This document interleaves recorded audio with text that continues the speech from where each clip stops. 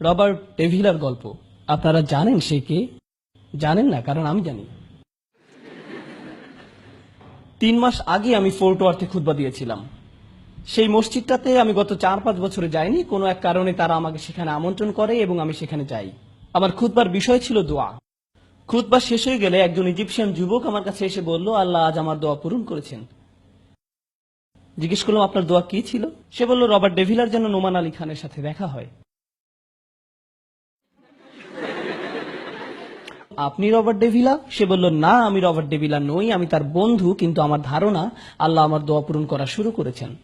আমি খুব আগ্রহী হলাম। রবার্ট ডেভিলা যেখানে থাকে সেখান থেকে ফোর্ট ওয়ার্থের দূরত্ব 40 মিনিটের পথ। সে একসময় কৃষিকাজ করত। তার কোনো একটা জেনেটিক সমস্যা ছিল, যে কারণে জীবনের একটা সময় এসে তার শরীরের গলার নিচ থেকে পা পর্যন্ত প্যারালাইজড হয়ে গিয়েছিল এবং সে এখন একটা নার্সিং হোমেই থাকে। বেশিরভাগ রোগী সেখানে 90 কিংবা 100 বছরের বৃদ্ধ। একমাত্র রবার্টই সেখানে 30 বছরের একজন যুবক, যার পুরো শরীর প্যারালাইজড ছিল। ওকে, সে গত 10 বছর ধরে এই নার্সিং হোমেই আছে। তার পরিবার তার জন্য একটা বিশেষ ধরনের ভয়েস কমান্ড কম্পিউটারের ব্যবস্থা করে দিয়েছিল, যেটা দিয়ে সে তার কণ্ঠ দিয়ে ইন্টারনেট ব্যবহার করে পৃথিবীর খোঁজ খবর রাখতে পারত। তার রুমে প্রতি সপ্তাহে খ্রিস্টান পাদ্রীরা সাপ্তাহিক প্রার্থনার জন্য আসতো, আর তার সবচেয়ে কাছের বন্ধু ছিল তার পাশের খাটেই। সেও প্যারালাইজড ছিল এবং তার একটা লিভারের প্রয়োজন ছিল। তারা দুই বন্ধু সবসময় স্রষ্টা, জীবন ইত্যাদি নানা রকম বিষয় নিয়ে কথা বলতো। তারা খুবই ভালো বন্ধু ছিল। একদিন রবার্টের বন্ধু খবর পেল যে তার জন্য একজন লিভার ডোনার পাওয়া গেছে। সে খুবই খুশি হয়ে উঠল। সে রবার্টকে বলল, রবার্ট, আমি একজন ডোনার পেয়েছি, আমাকে যেতে হবে। আমি তোমাকে খুবই মিস করব, কিন্তু আমাকে যেতে হবে। রবার্টের বন্ধু চলে যায়। সে আসলেই চলে যায়। অপারেশন টেবিলে লিভার ট্রান্সপ্লান্টের সময় সে মারা যায়। রবার্টের এই বন্ধুটিও খ্রিস্টান ছিল। তার গলায় একটা ক্রুশ ঝুলত সবসময়। তার বোন সেই ক্রুশটা স্মৃতিচিহ্ন হিসাবে রবার্টকে দিয়ে যায়। ক্রুশটা রবার্টের বিছানার পাশেই ঝুলত। সেটা তার বন্ধুর স্মৃতি ছিল। রবার্ট খুব সাধারণ এবং সাদাসিধা জীবনযাপন করত। সে নার্সিং হোমেই থাকতো, নার্সরা তার দেখাশোনা করত। একদিন রবার্ট স্বপ্নে একজন লোককে দেখল। সে তার নাম বলল মুহাম্মদ। লোকটি আঙুল দিয়ে ক্রুশটি দেখিয়ে রবার্টকে বললেন, আল্লাহ এই জন্য তার নবীদের পাঠাননি যেন মানুষ তাদের উপাসনা করে, বরং আল্লাহ নবীদের পাঠিয়েছেন যাতে মানুষ আল্লাহর উপাসনা করে। আর ঈসা হচ্ছেন কেবলমাত্র একজন মানুষ। তিনি বাজারও যেতেন, খাবারও খেতেন। তিনি বাজারও যেতেন, খাবারও খেতেন। স্বপ্নটা এখানেই শেষ হয়ে যায়। রবার্ট শুধুমাত্র ঈসা আলাহিসাল্লাম নামে একজনকে জানত।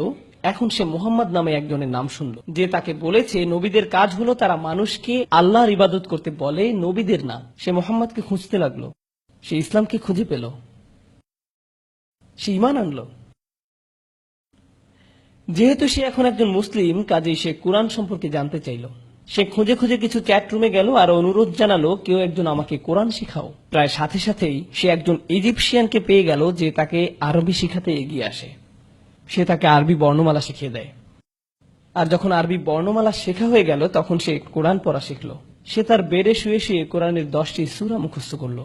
রবার্টের মনে হলো, আমি কোরআন পড়তে শিখলাম, নবী সম্পর্কে জানা শুরু করলাম, কিন্তু আমাকে জানতে হবে কোরআনের শিক্ষা আসলে কি। সুতরাং সে খুঁজতে লাগলো কিভাবে কোরআন বোঝা যায়, এবং কোনো একভাবে সে আমার লেকচারের ভিডিওগুলো পায়। সে সেগুলো দেখা শুরু করে এবং প্রায় সবগুলোই দেখে ফেলে। এরপর সে, হ্যাঁ, এখানে আরেকটি ঘটনা। সেই নার্সিং হোমে একজন ইজিপশিয়ান লোক ছিল, যে টুকটাক সার্ভিসিং এর কাজ করত। তার নিজেরও একটা চমৎকার গল্প আছে।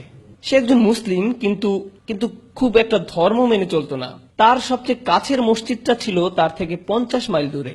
এজন্য সে চার্চে যেত, যাতে করে আল্লাহকে পাওয়া যায়। সে মুসলিম, কিন্তু আল্লাহকে পাওয়ার জন্য চার্চে যেত।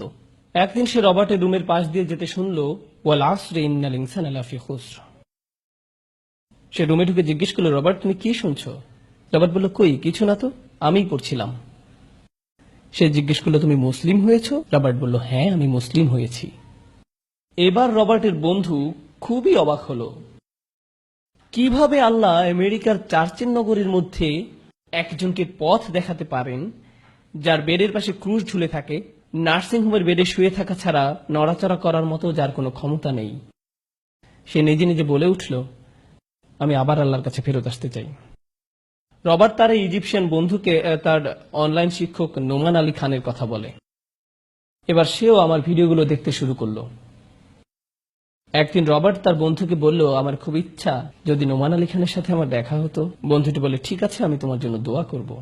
ঠিক 5 বছর পরে এই বন্ধুটি ঠিক সেই মসজিদে আমার খুতবা শুনতে আসে যেখানে বিগত 4 বছরে আমি যাইনি। জুমার পরে সে আমাকে বলল, আমার মনে হয় আল্লাহ আমার এবং আমার বন্ধুর দোয়া পূরণ করতে যাচ্ছেন। আমি বললাম, হ্যাঁ, আমারও তাই মনে হচ্ছে, চলুন যাওয়া যাক।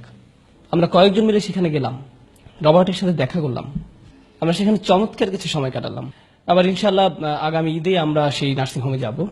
আমরা সবাই যখন সেখানে যাই, নার্স আমাদেরকে দেখে অবাক হলো, জিজ্ঞেস করলো, আপনারা সবাই রবার্টকে দেখতে এসেছেন? হ্যাঁ, কেন দেখা করতে চান? বললাম, সে আমাদের অনুপ্রেরণা। নার্সরা নানা জায়গায় ফোন কল করলো, আমাদেরকে চেক করলো, এরপরে যেতে দিল। রবার্ট আমাদেরকে দেখে চমকে উঠলো।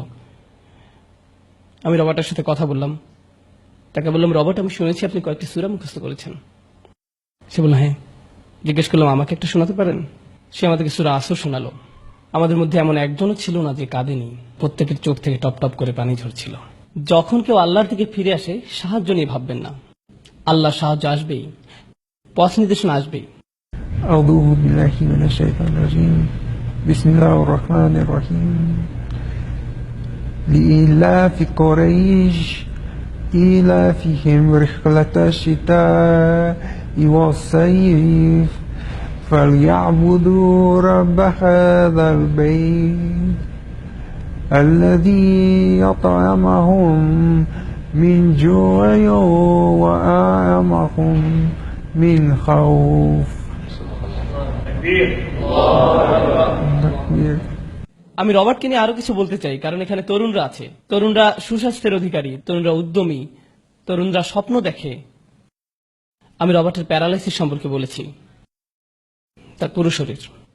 তার একটা বিশেষ হুইল চেয়ার ছিল যেটি তার শরীরের প্রত্যেকটা অংশকে প্রত্যেক জায়গায় আটকে রাখত।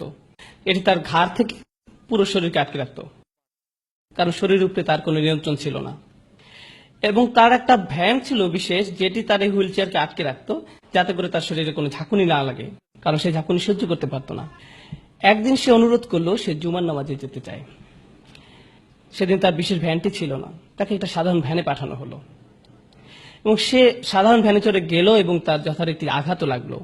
সে জুমার নামাজে গেল এবং ফিরে এলো প্রচন্ড ব্যথা নিয়ে। তারা বলল, রবার্ট, আমরা দুঃখিত, তোমাকে আর তোমার হুইল চেয়ারটিতে বসতে দিতে পারবো না। তোমাকে পুরো বেড রেস্টে থাকতে হবে অন্তত আগামী 6 মাসের জন্য। তুমি যদি এরপর ভালো হয় তারপর আমরা ভেবে দেখব। আমরা যখন তার সাথে দেখা করতে যাই তখন ইতিমধ্যে 3 মাস হয়ে গেছে যে সে পুরোপুরি বিছানায়। তার পিঠের ব্যথার কারণ ছিল সে জুমার নামাজে গিয়েছিল। তারপরে সে আমাকে বলে, আমি আমার জীবনে এত শান্তির কোনো জায়গায় যাইনি মসজিদের চেয়ে। নোমান ভাই, আপনি জানেন আমি এরপর কি করব? আমি আমার চেয়ারটা ফেরত পেলেই আবারও নামাজে যাব, আমি আবারও মসজিদে যাব, কারণ আমার জীবনে আমি ওইরকম অনুভূতি পাইনি। সে এমন একজন যার দুটি চোখ আর মুখ ছাড়া তার কোনো শারীরিক ক্ষমতা নেই। তারপরে সে বলে, আমি একমাত্র মসজিদেই শান্তি পাই। আমরাও এখানে বসে আছি। আমি আসলে চিন্তা করি না কে কোন আদর্শের, কে কোন চিন্তাধারার ব্যক্তি বা কারা বলল মসজিদে অনেক ফিতনা ফাসাদ হয়। সবকিছুর পরেও এটা আল্লাহর ঘর। সেখানে শুধুমাত্র আল্লাহর সাথে কথা বলার জন্য যান, মানুষের সাথে কথা বলার জন্য না। শুধুমাত্র আল্লাহর সাথে কথা বলার জন্য, আল্লাহর সাথে কথা বলার জন্য যান। শুধু আপনি আর আল্লাহ, আপনি আর আল্লাহ, ব্যাস, এতটুকুই। অন্য অন্য জিনিসগুলো আস্তে আস্তে আসবে। আপনি নিজেই টের পাবেন আপনি অন্য মানুষে পরিণত হচ্ছেন। আল্লাহ যদি রবার্ট ডেভিলাকে পথ দেখাতে পারেন, তাহলে তিনি যে কাউকে পথ দেখাতে পারেন। আপনারা জানেন সে আমাকে কি বলেছে? বলেছে, আমার মাঝে মাঝে মনে হয় কেন আল্লাহ আমাকে এমন করলেন। তারপর আমি নিজেই নিজের উপর হাসি। মনে হয় আল্লাহ আমাকে অনেক অনেক কিছু দিয়েছেন, আমি তার প্রতি কৃতজ্ঞ। যদি এটাই হয় আল্লাহর প্ল্যান আমাকে ইসলামে আনার জন্য, তবে এটাই যথেষ্ট, এটাই ঠিক আছে। আপনারা অনেক মুসলিম দেখবেন যারা অল্প একটু অসুখী হলেই বলে, কেন আল্লাহ আমার সাথে এমনটা করলেন। এবং মাঝে মাঝে এই লোকটাই বলে বসে যে আল্লাহ বলতে আসলে কেউ নেই। আমি আপনাদের বলতে চাই, যদি একজন লোকের এমন ধরনের কথা বলার অধিকার থাকতো, সেটি হলো রবার্ট ডেভিলা। সেই বলতে পারতো, আমি আল্লাহ বিশ্বাস করি না, যদি আল্লাহ থাকতেন তাহলে আমার এই অবস্থা কেন। এরপরও আমি তার চেহারায় যে নূর দেখেছি সেটি কারো চেহারায় দেখিনি, কখনো না। আমি তার মতো সুখী মানুষ কখনোই দেখিনি। সে একজন পরিপূর্ণ সুখী মানুষ। এবং সে প্রচন্ড সুখী। সত্যি সে সুখী।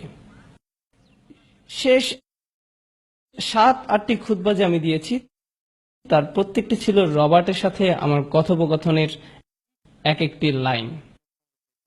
তার প্রত্যেকটি অসাধারণ। সে আমার শিক্ষক, আমি তাকে আমার শিক্ষক মনে করি। কেউ যদি আমাকে জিজ্ঞেস করে আপনার শায়েখ কে, আমি বলি রবার্ট ডেভিড। সবাই অবাক হয়, বলে সত্যি, এটা কি করে সম্ভব? আমি বলি হ্যাঁ, এটাই সম্ভব, এটাই সত্যি। পথ নির্দেশনা আমাদের চারপাশে আছে। আপনাকে চিন্তা করতে হবে না যে কি কি জিনিস নেই, বরং প্রচুর উদাহরণ আমাদের পাশে আছে। আপনারা জানেন আল্লাহ আসহাবে কাহফকে কিভাবে রেখেছেন? ঘুমের মধ্যেও তিনি তাদেরকে নিয়ন্ত্রণ করছেন, তাদেরকে এপাশ ওপাশ করছেন।